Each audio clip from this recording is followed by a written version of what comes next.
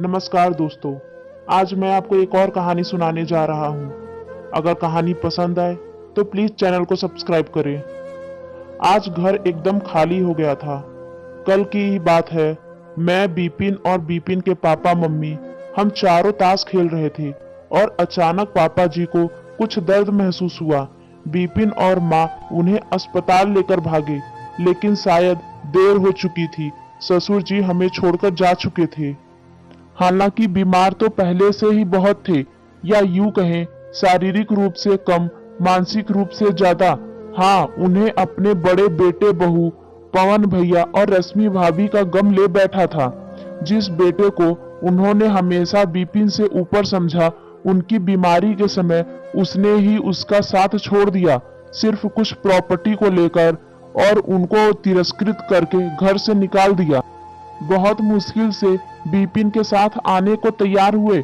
उन्होंने तो मम्मी को कह भी दिया था कि पवन से मेरा दाह संस्कार मत करवाना। कई बार उनकी आंखें बिपिन से मौन माफी भी मांग चुकी थी।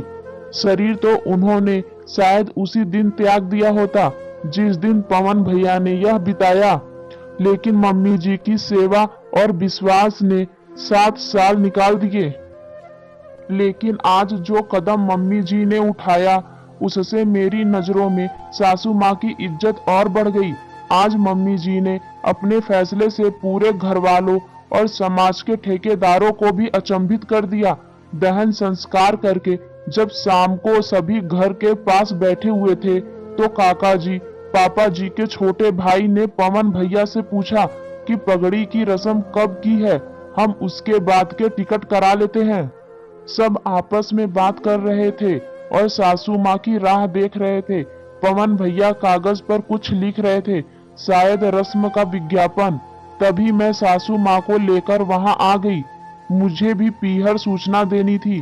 पवन भैया बोले, मम्मी हम सब सोच रहे थे कि पगड़ी की रस्म परसों उठवाने के बाद रख ले। मम्मी जी बोली, पवन तू जानता भी है कि यह रस्म क्या है और क्यों होती है? पवन भैया बोले, हाँ मम्मी, पिता के जाने के बाद बड़े बेटे के उनकी पगड़ी बांधी जाती है। और क्यों, क्या तो यह परंपरा है सदियों पुरानी। पवन, यह पगड़ी की रस्म इसलिए होती है कि घर के मुखिया के बाद उनके बड़े बेटे को घर की जिम्मेदारी इस पगड़ी के रूप में सौंपी जाती है। लेकिन तू शायद इस जिम्मेदारी का हक खो चुका है। पवन भैया बोले, कैसी बात कर रहे हो मम्मी, समाज वाले क्या कहेंगे, रश्मि के पीहर वाले क्या सोचेंगे? वो लोग सब तैयारी करके आए हैं। मम्मी जी बोली, जिस बाप को संभालने में तुमको परेशानी थी, उसकी पगड़ी कैसे तुम्हारे सिर बंधवा दूं? देख, मैं उनके साथ और अन्याय नहीं कर सकती। जो मानसिक पीड़ा उन्होंने झेली है, उसको मैंने बहुत करीब से महसूस किया है और उनको मैं इन सब से मुक्त कराना चाहती हूँ। वो तो शुक्र मान कि दाह संस्कार का हक नहीं छीना मैंने, और तेरे पापा की कसम तोड़ी सिर्फ इसलिए कि ऐसे समय में किसी भी तरह का क्लेश नहीं चाहती थी। तूने जो भी बिताया हो हमारे साथ, लेकिन मैं सभी कार्यक्रमों में तुम दोनों को वही बड़े बेटे बहू का दर्जा दूंगी। और रही बात समाज की, तो रश्मि के पीहर वालों की मुझे कोई फर्क नहीं पड़ता, कोई क्या सोचेगा।